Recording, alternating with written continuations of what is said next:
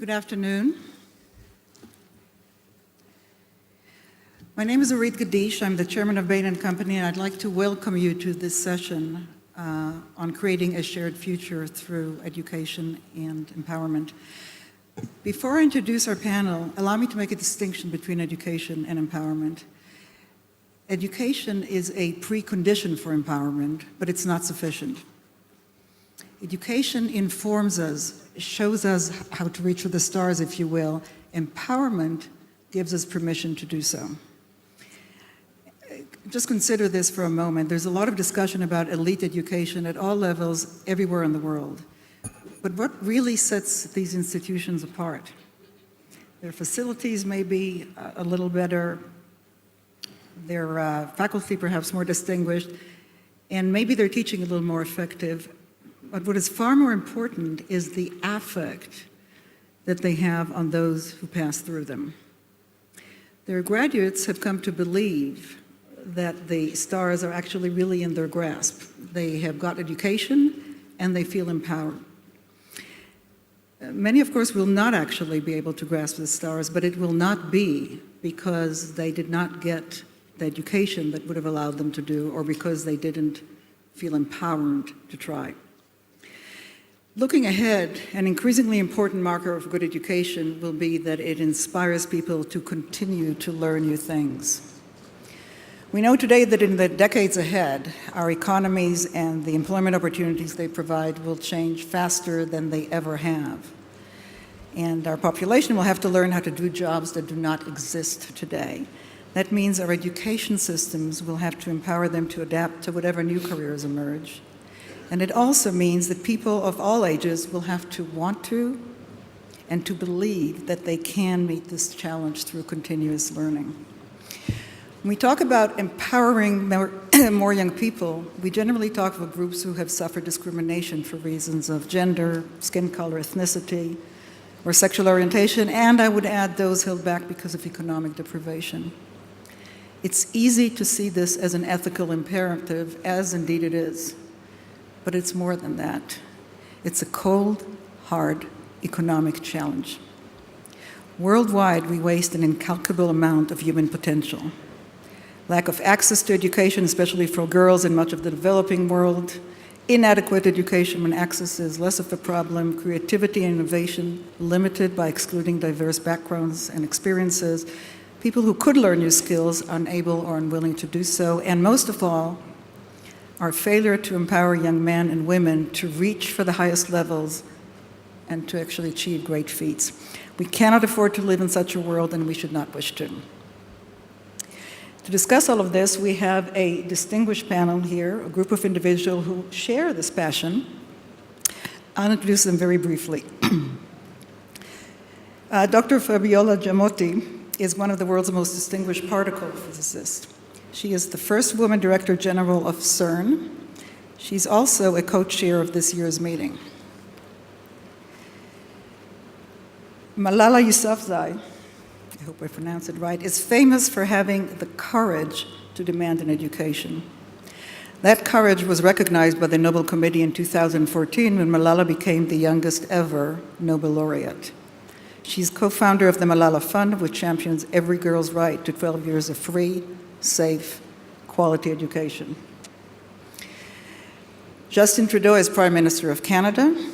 A former teacher himself, he has actually responsibility for the education system of one of the world's leading nations. As a G7 host this year, he has put education and especially empowerment squarely on the agenda. Well, I'd like to start with you, if I can. Without education, empowerment is a distant dream. So let's start with access. What are the main roadblocks that obstruct access to education before we even get to talking about empowerment? Well, thank you so much, and it's an incredible opportunity to be here among incredible people. As you already mentioned, education is a way towards women's empowerment. And what are the barriers that girls are facing right now?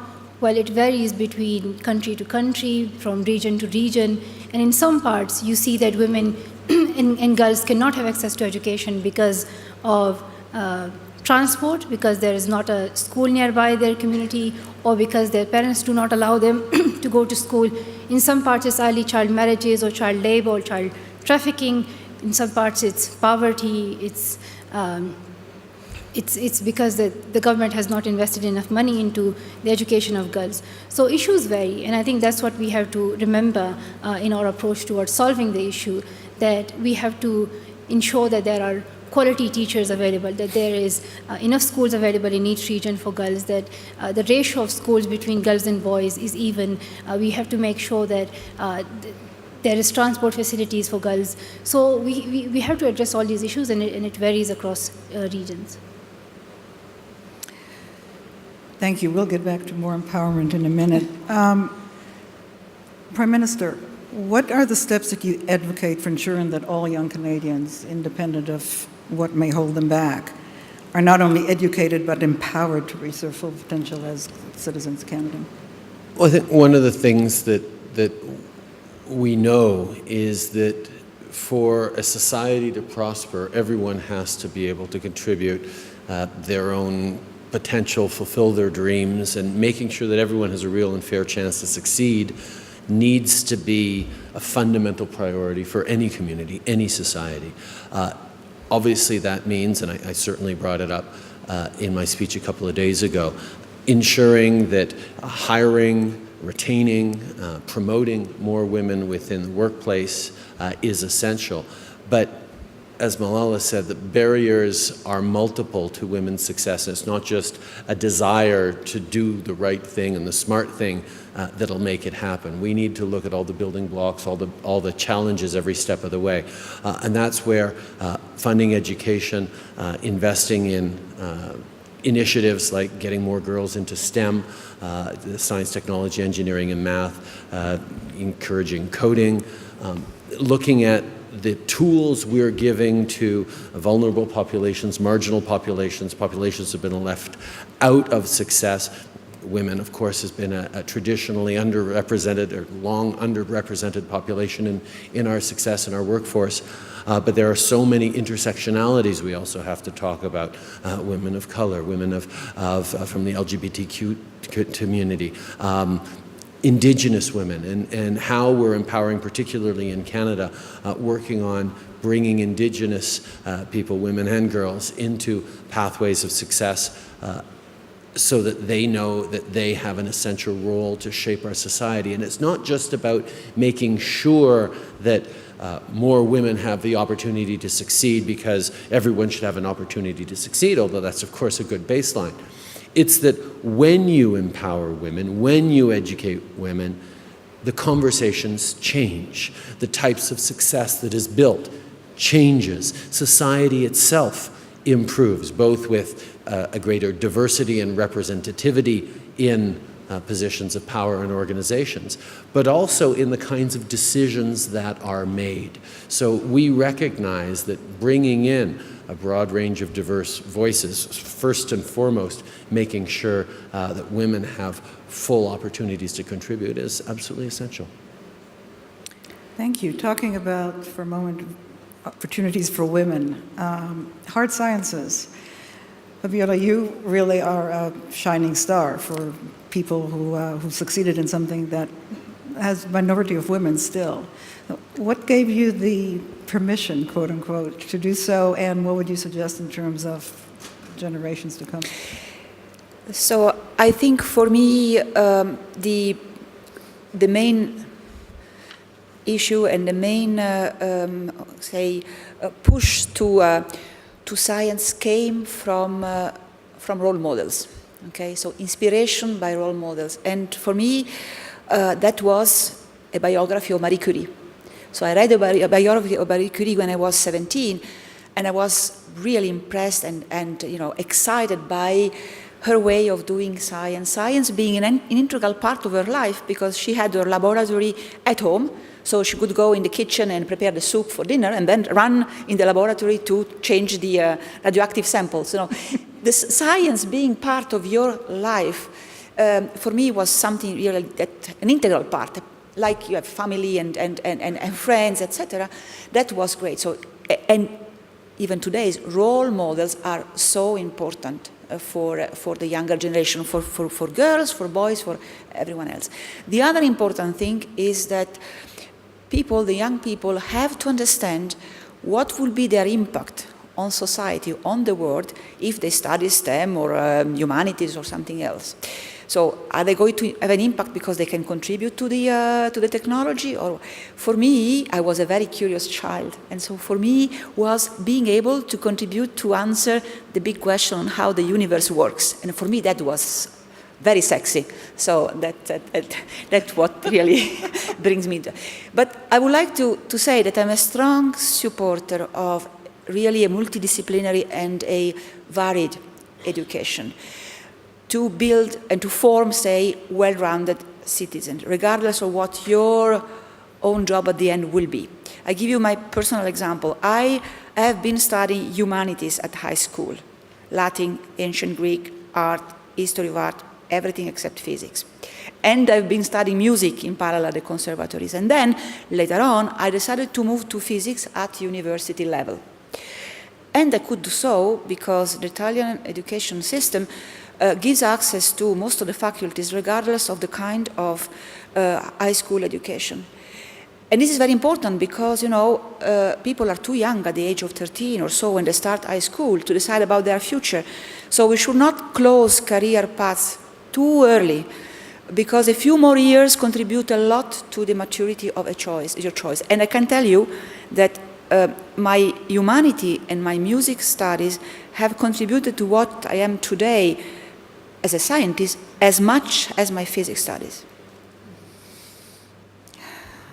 That is, it's a wonderful story, actually. I hope we all learn from that.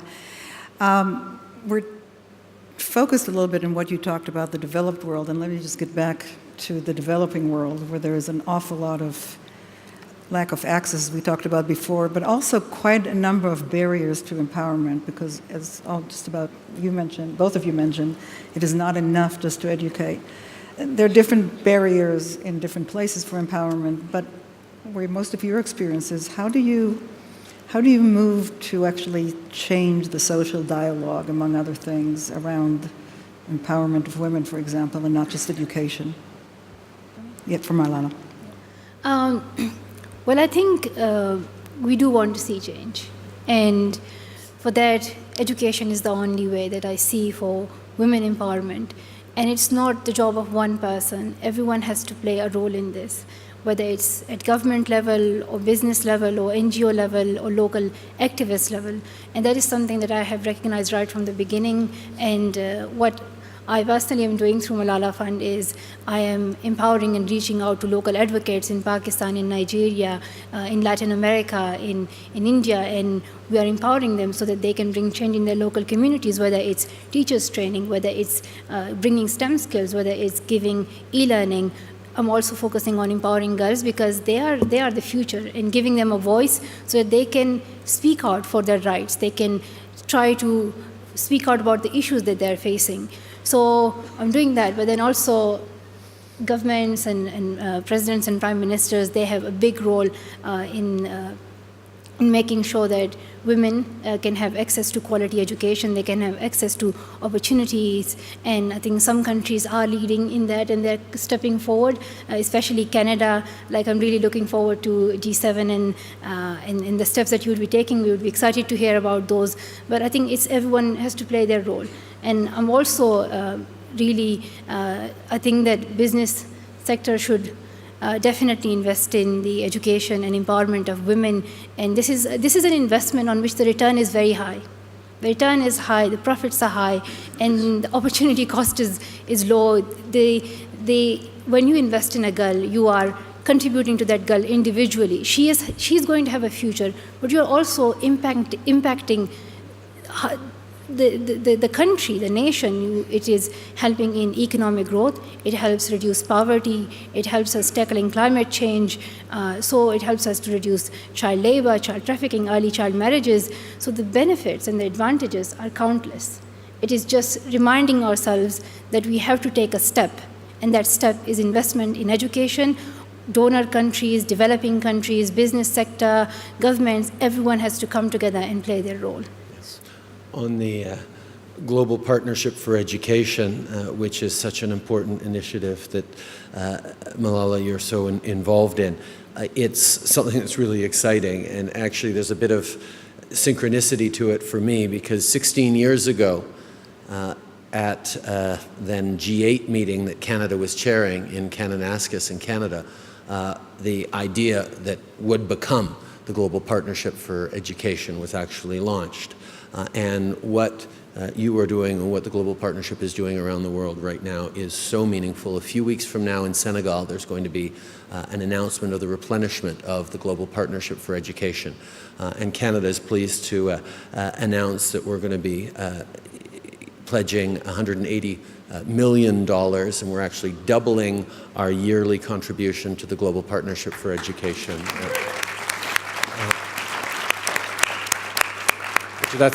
That is important, so I'm going to repeat that in French for the folks back home. Je suis très content de pouvoir annoncer. I'm really happy to be able to announce that Canada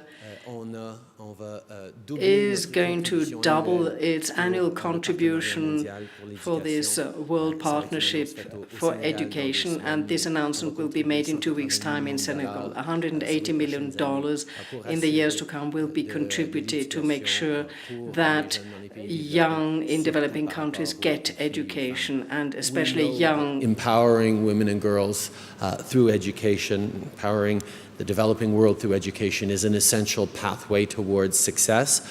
And that's actually also part of why Canada set forward a feminist international development policy. We know that as we look to have the maximal impact on improving outcomes for people in the developing world, investing in women and girls not only has been done less than is fair or is necessary over the past years, but is the most effective way of making a real and lasting difference. And that's why we are so excited about the partnership on the Global Fund for Education, Global Partnership for Education. And also, the full circle part is this year we're hosting the G7.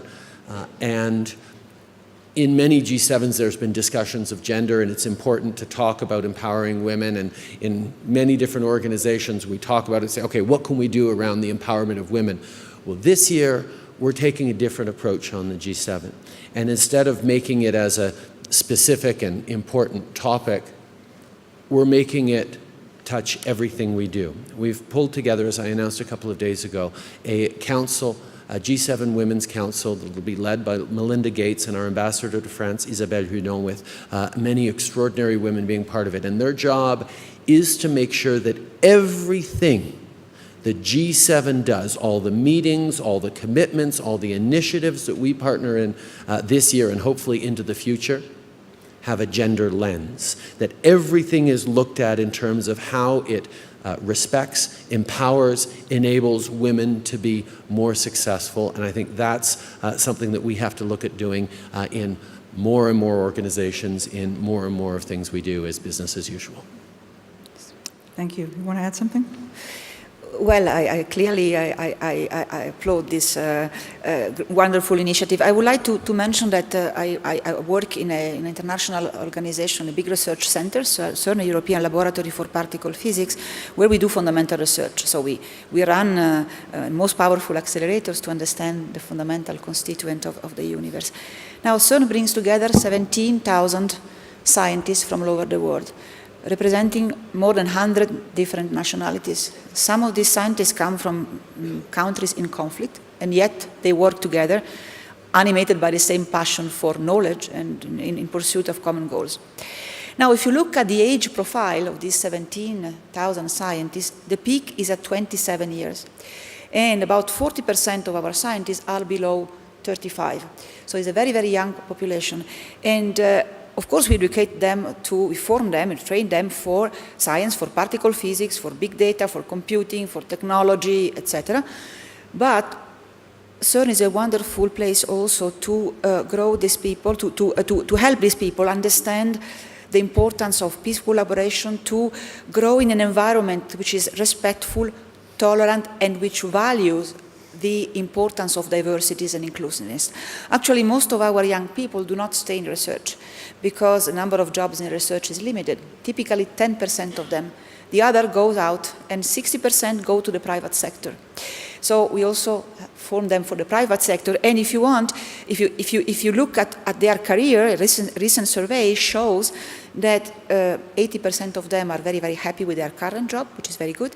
And about 70% of them think that what they learn at CERN, the skills they learn at CERN, have been fundamental for finding the job, for their current job. And you know what these skills are? Analytical thinking, critical thinking, international collaboration, communication, partnership, flexibility. So that's our, the skills that. That is a great education. Yes. But for a very limited number of people, unfortunately. Yes. And it sounds like I'd like to go and just get some courses there right now. But if we can get from there sort of how you would imagine that our entire education will support these kind of skills as opposed to specific pieces of knowledge, because everybody will have to learn more and use their ability to reskill themselves or the ability to be open to be reskilled going in the future. So perhaps starting with you. If you allow me, and I don't want to talk too much, but for me, a good education, regardless of the type, STEM, humanities, etc., is an education that gives the young people the tools to address the work market, to address the challenges of life. And these tools are general tools, critical thinking, speaking about science a bit, understanding the importance of the scientific method and of evidence-based assessment, also to distinguish between fake news, real news. You know that nowadays we are bombarded by all kinds of news. These are the tools that you need to have.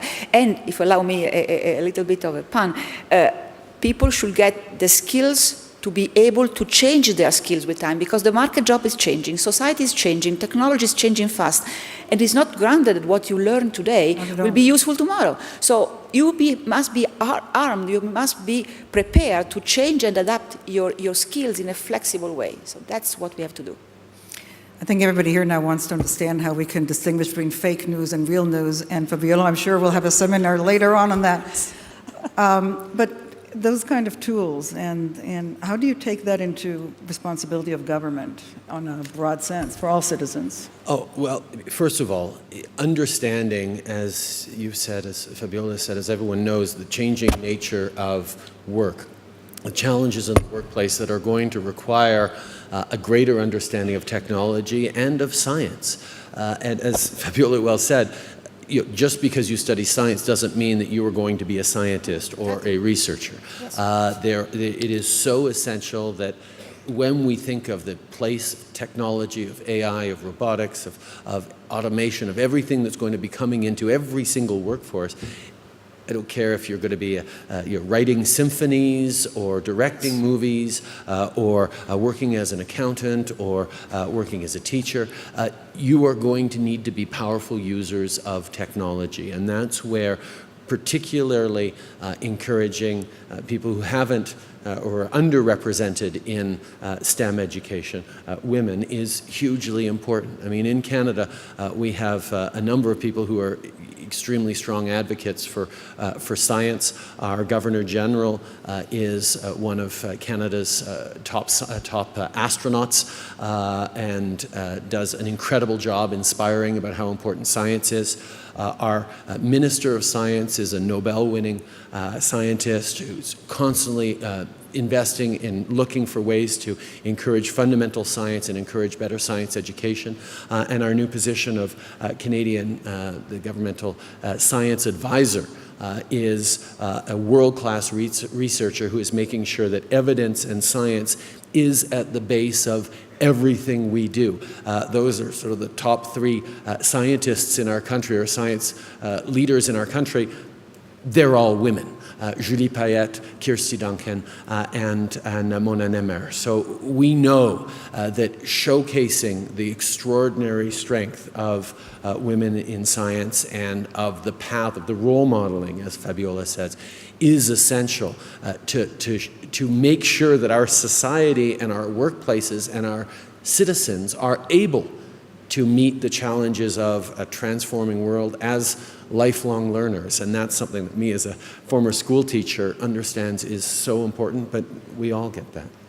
Can I just follow up on that? So how is the actual curriculum changing? What are the most interesting changes that would be useful to understand? Well, I mean, one of the challenges we have in Canada is that, and it's one of the benefits of having a federation, different provinces have control entirely over their K-12 education system, so they can be more responsive to what their needs and concerns are.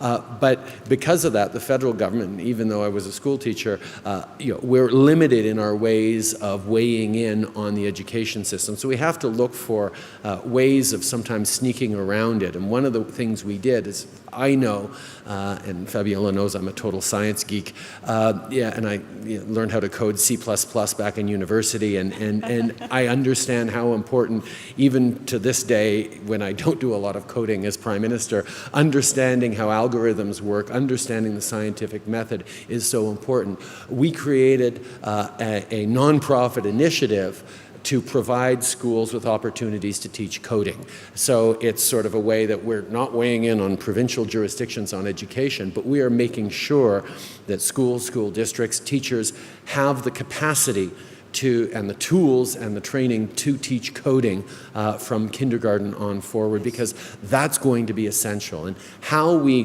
work together on recognizing that as an essential path is going to be critical to Canada's success, to our world's success, as we get through this transition into the fourth industrial revolution.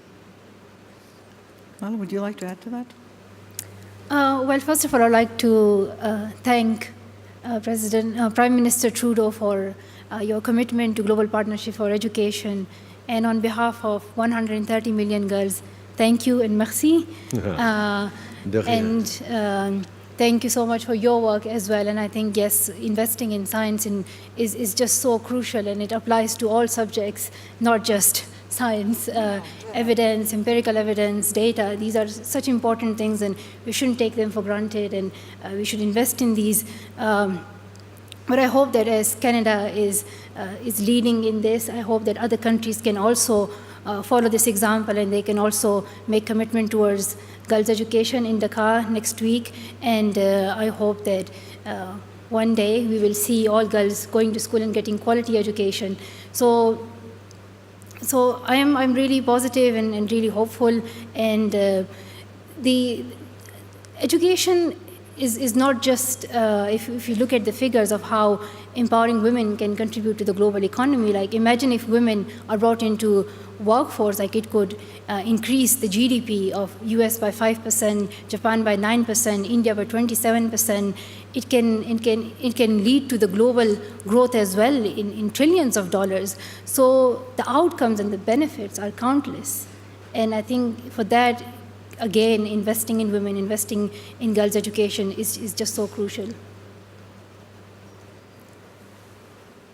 Let me just to continue with that, because one of the things, you talked about India and some of the developing world where the potential is even more enormous than perhaps some of the developed world. But a lot of those things that are blocking them are really social and culture. And how much in your work do you see the ability or the beginning of the changing? Because otherwise, a lot of people will be left behind if we don't bring up our cultures and our values along with that. So I always have that in mind, and that is why we are working with local partners, local activists, because we know the culture. We know that if there is an NGO based in a Western country coming and working in Lebanon or Afghanistan, it can be a challenge. That is why my approach is that we work with local activists, we support them because they know the problems and they know the solutions. They know how to best solve those problems. So in Afghanistan, there is a challenge that there are not enough women teachers for girls. That is why parents don't send their girls to school, because they are afraid that they don't want male teachers to be teaching their girls. So that's why we're supporting a teachers training, women teachers training. In Lebanon, we are supporting tech education and e-learning. And recently, I visited that project. I went to Lebanon, I think it was on Saturday. So I've been quite busy and traveling. Hope the university is kind to me and excuses me, but I can write you a note if you yeah, we have made an agreement. That's why I'm here.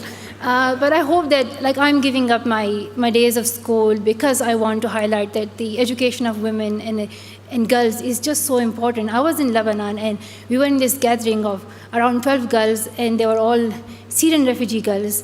And I asked girls the question that what do they want to be in future? And one girl said she wants to be an architect. And I asked why.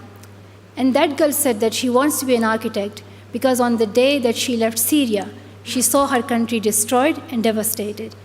And that day she decided that she would become an architect so one day she can rebuild her country. So this is the passion that I see among these girls that gives me courage to continue on fighting for girls' education. And when you meet these girls, whether they are in Mexico, whether they are in Nigeria, in Lebanon, in Afghanistan, these girls are so passionate about learning, about going to school, about getting their education, because they know that that is how they can get their future, because they know that that is how they're going to get empowered. So the empowerment of girls is only possible through quality education, and we have to keep on pushing for this. And I hope as Canada is taking steps that other countries will follow, and they will take an action. Yeah. Yes, so to add on that, clearly equal access to education is one of the challenges today. It has been already mentioned several times. So what can we, scientific research institution, do for that? And I'm a very strong supporter, and CERN is, and many other organizations are, for what we call open science. So making science available to everybody for free. So means publishing our results and our articles on open access journals where nobody has to pay for. Developing open source software, open source hardware that we can share. So for instance, we have programs at CERN to develop digital libraries in Africa by going there and teaching to the people there on how to build these libraries, because the important thing to empower people is not just to go and to fix the problem, but to help them get the tools and education to be able then to continue by themselves. And the other important point that has been mentioned by both the Prime Minister and Malala is educating teachers. Teachers, of course, get a lot of training at school and in their curriculum path, but it's very, very good to get them, inspired by, in case of science, by real science. So at CERN we have a program, a teachers program, where every year we welcome 1,000 teachers, high school teachers from all over the world. They come to CERN, they spend a couple of weeks with us, and they get a complement of, education about and training on hands-on physics, modern experimental physics. A teacher is a multiplier, because behind the teacher there are hundreds of students. So it's very important also to, I'm stressing what was already said, to focus also on the teachers. And in government, in the choices we make, I mean, I think a number of you know that as a proud feminist, I was glad to put forward a gender-balanced cabinet, and we have 50% men, 50% women in our government cabinet. And someone mentioned to me, oh, that's great that for the first time a full half of the cabinet will be focused on women's issues. And I had to correct them right away and said, no, that means 100% of the cabinet will be better focused and more richly informed as we engage on women's issues. And I have a number of members here, a member of the Minister for Innovation, Minister of Finance, and the Minister for the Status of Women here. It's great to see you. The finance minister, in a conversation that Bill had with Miriam, our Minister of Status of Women, really highlighted for me what a gender approach or a feminist government is supposed to be thinking about. And it's not of course it's important, bringing forward better initiatives on childcare as being important for women. Because of course that is. We know that women carry more burden in terms of family responsibilities. But that's not where a gender focus or a gender lens should limit. For example, we had a proposal on a pipeline project come before Cabinet, and the question came, okay, was there a gender analysis done on it? And someone sort of shrugged and said, well, it's a pipeline construction. There's no gender analysis that needs to be done on that. And said, on the contrary, when you're building a remote energy project like a pipeline, you are having construction workers descend on remote or small communities. Those construction workers are predominantly male. They will be there for a long period of time. They will have a definite impact on the community in which they are. And are we ensuring that there are supports for that community, that we have thought through the gender implications of this project that we're looking at amongst so many others in Cabinet? So as we look at everything a government does, we have to do a better job of looking at it with a lens that says, what are the context and consequences of this for women, but for various vulnerable groups? And in that, men have a really important role to play as well. I want to highlight that here we know at this Davos conference, there's only, I think it's 10 or 15% women actual attendees. Here in this room, I guess it's about 60 or 70% women for this particular panel. So I would like to pause and specifically thank all the men who are here today for being part of this. And could you tell your friends who didn't come to this one that this is a really important topic that we all have to have a role in. I remember some of the first times I was on a panel on empowerment of women or a particular women's focus thing as the man on the panel. I was a little bit self-conscious and almost apologetic, saying, well, this is an important topic, but I'm glad to be here to add my voice.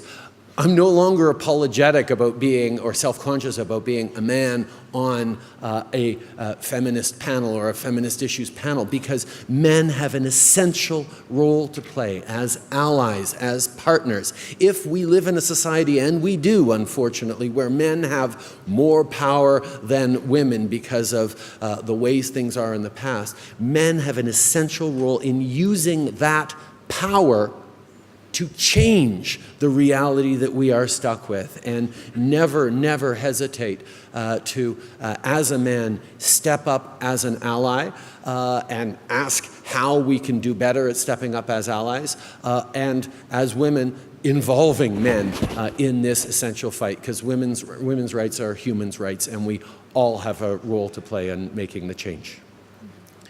Thank you.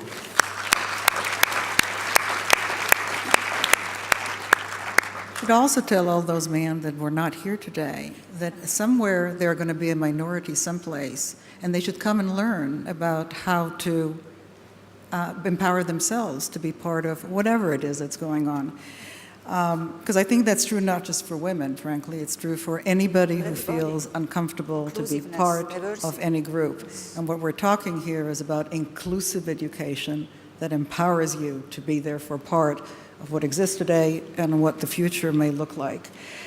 Let me switch a little bit and add one element to the mix. We've talked about education institutions, we've talked about governments in different forms, we've talked about the role that a foundation like yours does. What about business? How, from your points of view, other than myself, there was not a business point of view here, but I'd like to see how you see cooperation with business, because clearly that's an important part, not only of fixing the ills of today, but of building the right kind of tools for the future that we mentioned. Malala, would like to start?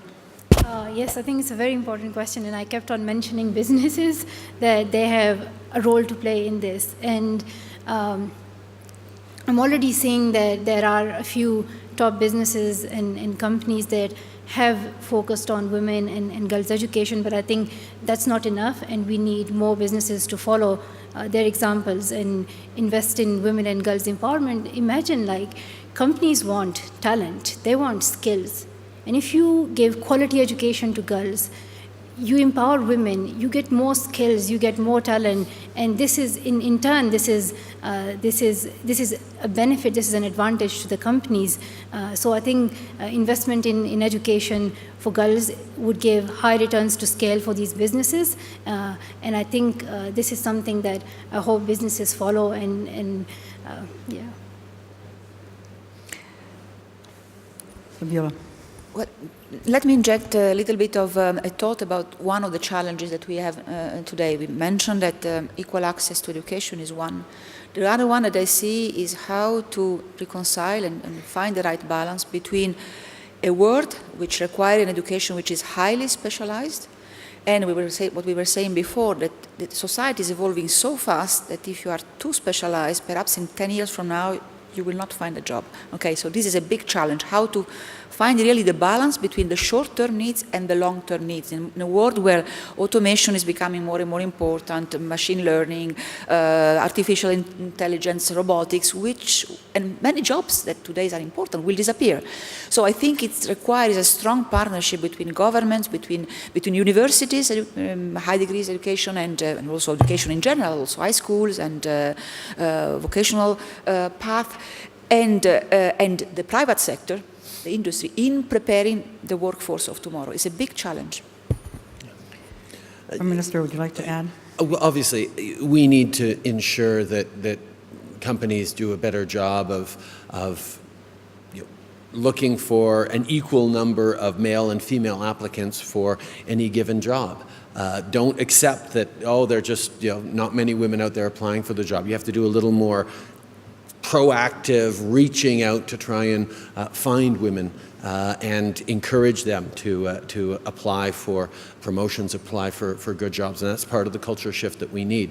But one of the aspects of business, particularly in a place like this where we talk about multinationals and big businesses, we tend to overlook, and we really shouldn't, is small businesses. The number of women entrepreneurs out there is growing, the number of women who run and create small businesses that have a extraordinary impact on the communities in terms of economic growth, in terms of hiring, in terms of opportunities, but also significantly in terms of delivering goods and services that are better suited to half the population that may not be well served, or that has a social consciousness or a community impact that is more positive in many cases than businesses created or run by men. Making sure we're looking at the barriers to entry, whether it's access to capital, access to mentorship, access to knowledge and understanding on how to succeed in a globalized world. All the barriers that exist to women's success in general can be amplified in the business community or in the context of trying to create a successful business, which is hard enough as it is. So making sure that we are deliberately thinking about, as governments, as community organizations, as institutions, as a broad range of actors within society, how to ensure that women can be successful in business is going to be an element of the future that we cannot avoid. Thank you. So let me just add something to that from the point of view of business. It used to be that it was the right thing to do, whether it was women or any kind of diversity. And there are all kinds of programs that businesses came up with, and they weren't that successful, where there was this shrinkage along the ways of women from important positions. And then the discussion moved to the battle for talent. And it became more real. How can you ignore 50% of the population? Or how can you ignore X, Y, or Z? Or a creative part of the population, or somebody from a different ethnicity? But it was still war for talent. And so people put more diverse people together, but didn't really think much about how to commit to ensuring that it would work. And I think where we are now, which I think is an important next step when it comes to business, is that it's a competitive advantage. I know from our business, there's no question in my mind. It's not just women, it's diversity of all kinds. And by now we actually have science on our side. So it started by research. a lot of causality, a lot of correlations as opposed to causality, which even without a strong scientific background was hard for me to accept. But then some micro research that actually show that even if you put black and white people together in a jury as opposed to a white or all black, the outcome is going to be that much better. And they've done it a lot with mock juries. And that is because in a jury, everybody has to talk, and then you have to have a consensus. So you can't just sit there and not say anything, which is what happens many times when you bring diverse people together and don't create the climate. And then actually behavioral economics with Daniel Kahneman, who won the Nobel Prize a long time ago, started to explain to us about some of the behavior that we exhibit in diverse groups. And today neuroscience actually can see what the brain does when you put people together from diverse groups and don't explain to them a little bit about the fact that they will have an unconscious bias. If you have a brain, you have an unconscious bias, can't change you, but I will make you aware of that. And actually there are some tests that I think it would be very interesting for people to, I have taken them out of curiosity for the sake of our business, not for anything else. And then how to create actually sort of the psychological safety for people to be there. So you don't just put people in a room, to use an analogy, you put people in a room with some guidelines about how to make it comfortable, inclusive, and safe for everybody, whether it's a woman, a young person with a different sexual orientation or a different ethnicity or whatever. It's a little less comfortable the first time around, but the product is so much better and the outcome is so much better that it really becomes a competitive advantage. You just need to have the same commitment to that in business as you have to any other business aspect. The same things, the same kind of interesting things going into recruiting and promotion and role models, and then it goes from there. But I'll stop here because I just wanted to add to what you were saying. I think business does have an important role to play. And that's, by the way, it's a different education for people late in their life, but it's whenever it comes, it's very important. And once you're comfortable in that in a diverse group, you stop thinking about it, you welcome it. Yeah. But I mean, that's a really essential point. There's a lot of effort being done in recruiting more women and recognizing that that's an important thing. But we still are working on coming to grips with the way that will and the way that it must change the environment in which we work, but also we live, we govern. As an organization in government, we, as a party, we reached out to get more women to run. Before we could say, oh, it's 2015, therefore we have a gender-balanced cabinet, it had to be 2014, 2013, 2012, where we actually actively went out and recruited women and asked them time and time and time again to run for politics when it's harder to get women to run for politics. And then once we did and we were successful, we're now realizing that there's a lot of things about the way our organization, the House of Commons in Canada, is structured that is not conducive to a positive environment for women, for people. I mean, for the very first time, our Minister of Democratic Institutions, the first time any minister is going to have a baby while being minister. And this is something that is a challenge. I mean, there have been many men ministers who've had children while they were ministers, but it doesn't have the same kind of impact on their lives, obviously. So this is a new thing we have to figure out, what parental leave looks like for a minister, and how to make that work. But these are essential conversations we have to have that will be replicated throughout workforces across the country, around the world. And part of that is, of course, the Me Too movement, recognizing that harassment and assault is unacceptable, and we need to be unequivocal about how we respond to it, step up to it, and take action on it. And we have to understand that as we've created essential space for these conversations, and we've empowered women to come forward, and in most cases women come forward and feel listened to and validated and believed in what they say, we are going to see more and more examples of women who in previous times would have stayed silent, saying, no, you know what? This is a problem, and I'm going to tell my story. And as organizations, and as a world, we're going to have to adjust and adapt and learn and change the way we look at power dynamics, the way we look at the hierarchies within our organizations, the way we look at the culture and atmosphere that is created in so many different organizations. And that level of mindfulness is something we have to do a much, much better job of. Fabiola, I see you nodding your head. Well, as you said, I believe that the diversity in all its forms, gender, ethnicity, cultural, is perhaps the strongest asset of humanity. And it's clear that a diverse workforce is much stronger than a unilateral workforce, because it benefits from the views and the expertise of different people. As you said, I think we will have reached inclusiveness and diversity the day where we will stop thinking about it, because it has become natural. My own experience in the environment I live at CERN with these people from more than 100 nationalities, for me, is absolutely natural to sit at a table with people who have a different passport from mine. And for me, I couldn't imagine just work with Italians, not because I don't like Italy. I love Italy, it's my country, but because I'm used to share and to work with people from all over the world. So we really have to push for that. And what you learn when working with people like that is, of course, you learn lessons for life. You become more tolerant, more open, and the value of diversity and of inclusiveness is really a very, very valuable one. Let me just add something to the diversity. When we talk about diversity, I think we're not just talking about natural backgrounds and ethnicity and gender, but just diversity of experience as well. I think Apple is famous for saying that they have those magical products because they bring engineers and software writers, but also musicians and artists to focus on making those products.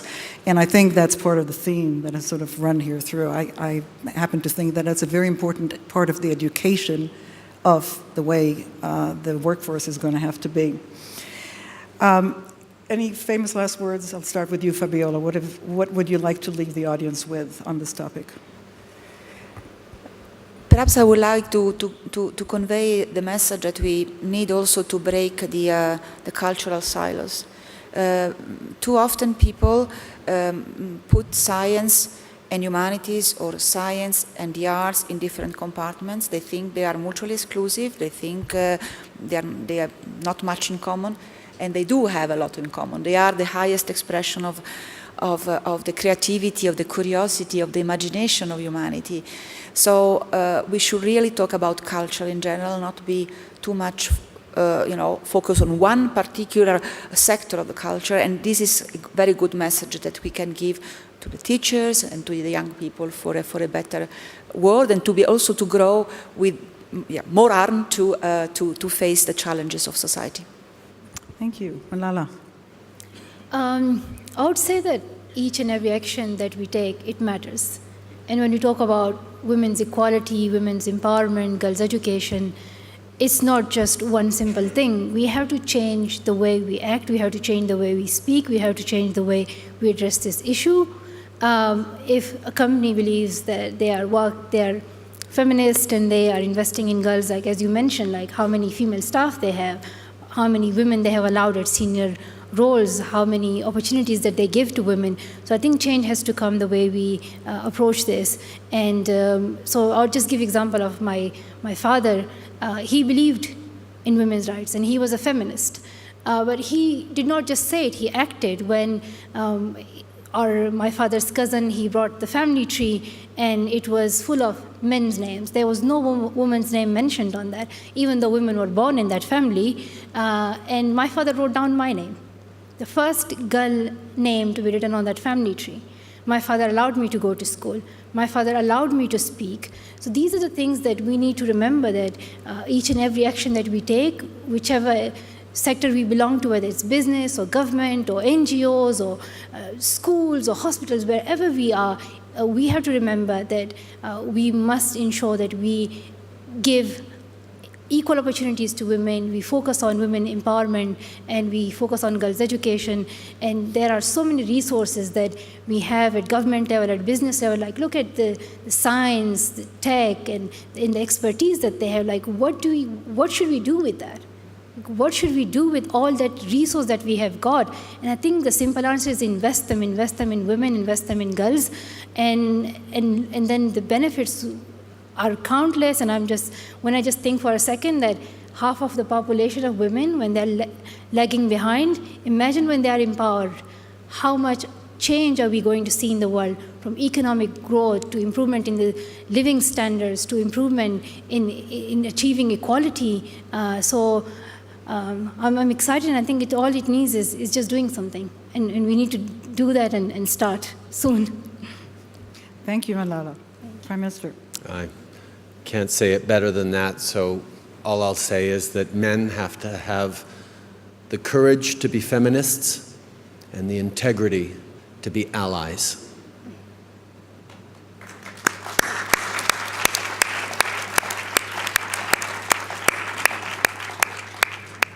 That was quite a statement. I would take that and enlarge it to every minority in the world or everybody who's disadvantaged, and I thank you for being so focused on it. I'd like to thank all of you for really talking about a topic that started with education and empowerment, but really sort of has broadened, because it does, to everything, to diversity of different kinds, not just gender, although we talked a lot about gender, to early education, to late education, to empowerment early on, because that's important, to continuous empowerment through life, to learning through life, the role of business, which it is to their advantage at this point. It's not just something that they should do. Whether you look at institutions, education institutions, at governments, at business, at society in general. We've had an important announcement here today. We had another announcement from CERN. Thank you all for coming. Thank you for the men and the women and the educators and those who would like to continue the education, and thank you all very much. Thank you so much.